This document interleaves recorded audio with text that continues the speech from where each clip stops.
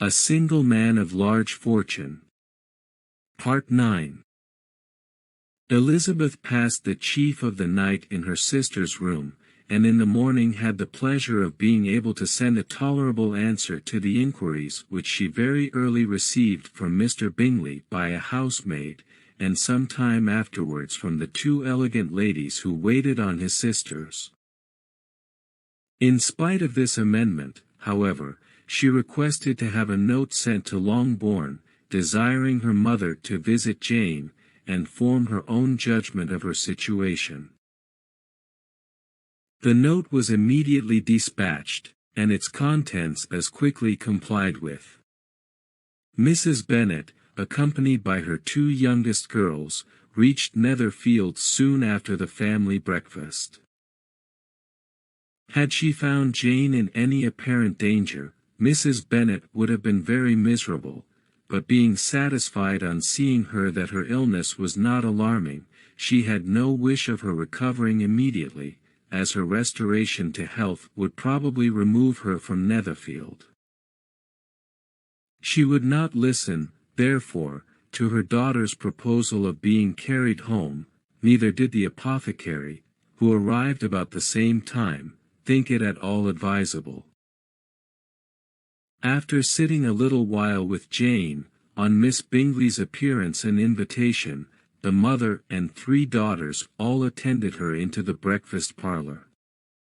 Bingley met them with hopes that Mrs. Bennet had not found Miss Bennet worse than she expected. "Removed," cried Bingley. "It must not be thought of. My sister, I am sure, will not hear of her removal." "You may depend upon it, madam," said Miss Bingley, with cold civility, "that Miss Bennet shall receive every possible attention while she remains with us." Mrs. Bennet was profuse in her acknowledgments. "I am sure," she added, "if it was not for such good friends, I do not know what would become of her, for she is very ill indeed, and suffers a vast deal. Though with the greatest patience in the world, which is always the way with her, for she has, without exception, the sweetest temper I ever met with. I often tell my other girls they are nothing to her. You have a sweet room here, Mr. Bingley, and a charming prospect over that gravel walk. I do not know a place in the country that is equal to Netherfield. You will not think of quitting it in a hurry, I hope, though you have but a short lease." "Whatever I do is done in a hurry," replied he, "and therefore if I should resolve to quit Netherfield, I should probably be off in 5 minutes. At present, however, I consider myself as quite fixed here." "That is exactly what I should have supposed of you," said Elizabeth. "You begin to comprehend me, do you?" cried he, turning towards her. "Oh yes, I understand you perfectly.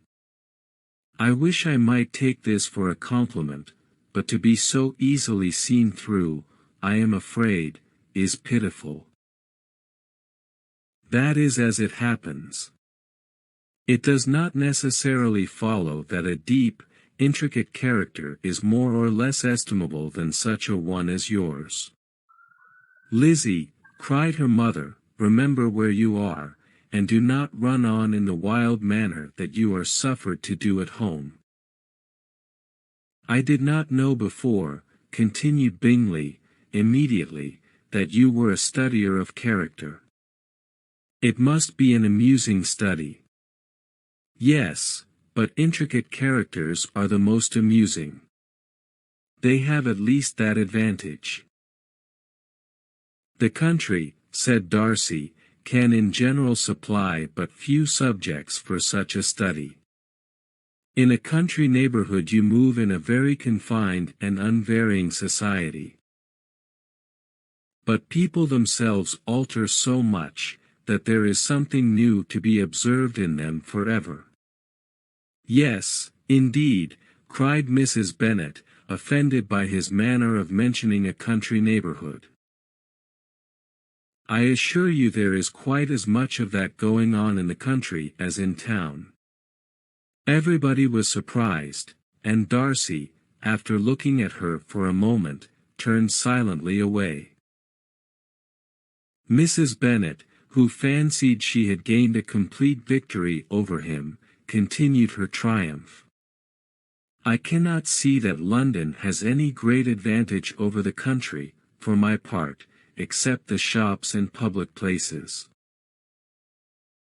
The country is a vast deal pleasanter, is not it, Mr. Bingley?"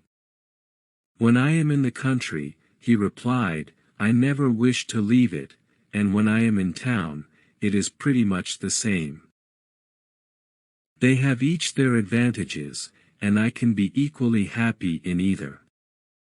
"That is because you have the right disposition." But that gentleman, looking at Darcy, seemed to think the country was nothing at all. "Indeed, mamma, you are mistaken," said Elizabeth, blushing for her mother. "You quite mistook Mr. Darcy. He only meant that there was not such a variety of people to be met with in the country as in town, which you must acknowledge to be true." "Certainly, my dear, nobody said there were, but as to not meeting with many people in this neighborhood, I believe there are few neighborhoods larger.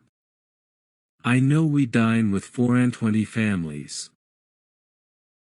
Nothing but concern for Elizabeth could enable Bingley to keep his countenance. His sister was less delicate, and directed her eye towards Mr. Darcy with a very expressive smile.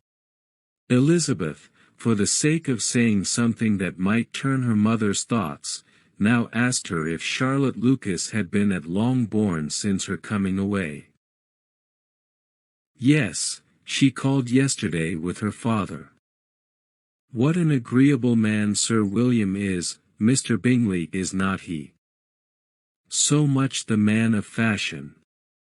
So genteel and so easy. He has always something to say to everybody. That is my idea of good breeding, and those persons who fancy themselves very important and never open their mouths quite mistake the matter." "Did Charlotte dine with you?" "No, she would go home. I fancy she was wanted about the mince pies. For my part, Mr. Bingley, I always keep servants that can do their own work. My daughters are brought up differently. But everybody is to judge for themselves, and the Lucases are a very good sort of girls, I assure you. It is a pity they are not handsome. Not that I think Charlotte so very plain, but then she is our particular friend." "She seems a very pleasant young woman," said Bingley. "Oh dear, yes, but you must own she is very plain. Lady Lucas herself has often said so, and envied me Jane's beauty. I do not like to boast of my own child, but to be sure, Jane, one does not often see anybody better looking. It is what everybody says. I do not trust my own partiality. When she was only 15 there was a gentleman at my brother Gardiner's in town so much in love with her, that my sister-in-law was sure he would make her an offer before we came away. But, however, he did not. Perhaps he thought her too young. However, he wrote some verses on her, and very pretty they were. And so ended his affection," said Elizabeth, impatiently. "There has been many a one, I fancy, overcome in the same way. I wonder who first discovered the efficacy of poetry in driving away love. I have been used to consider poetry as the food of love," said Darcy. "Of a fine, stout, healthy love it may Everything nourishes what is strong already. But if it be only a slight, thin sort of inclination, I am convinced that one good sonnet will starve it entirely away. Darcy only smiled, and the general pause which ensued made Elizabeth tremble lest her mother should be exposing herself again. She longed to speak, but could think of nothing to say, and after a short silence Mrs. Bennet began repeating her thanks to Mr. Bingley for his kindness to Jane, with an apology for troubling him also with Lizzie. Mr. Bingley was unaffectedly civil in his answer, and forced his younger sister to be civil also, and say what the occasion required. She performed her part, indeed, without much graciousness, but Mrs. Bennet was satisfied, and soon afterwards ordered her carriage. Upon this signal, the youngest of her daughters put herself forward. The two girls had been whispering to each other during the whole visit, and the result of it was, that the youngest should tax Mr. Bingley with having promised on his first coming into the country to give a ball at Netherfield. Lydia was a stout, well-grown girl of 15, with a fine complexion and good-humoured countenance, a favourite with her mother, whose affection had brought her into public at an early age. She had high animal spirits, and a sort of natural self-consequence, which the attentions of the officers, to whom her uncle's good dinners and her own easy manners recommended her, had increased into assurance.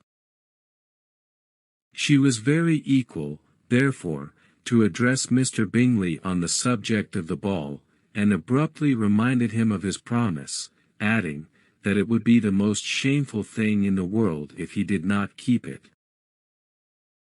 His answer to this sudden attack was delightful to her mother's ear. "I am perfectly ready, I assure you, to keep my engagement, and, when your sister is recovered, you shall, if you please, name the very day of the ball. But you would not wish to be dancing while she is ill." Lydia declared herself satisfied. "Oh yes, it would be much better to wait till Jane was well, and by that time, most likely, Captain Carter would be at Meryton again. And when you have given your ball," she added, "I shall insist on their giving one also. I shall tell Colonel Forster it will be quite a shame if he does not."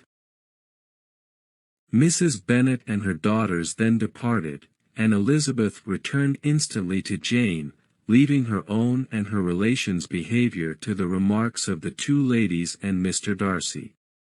The latter of whom, however, could not be prevailed on to join in their censure of her, in spite of all Miss Bingley's witticisms on fine eyes. Thank you for watching. Please don't forget to subscribe, like and share the video with your friends. See you in part 10. And thank you for your support.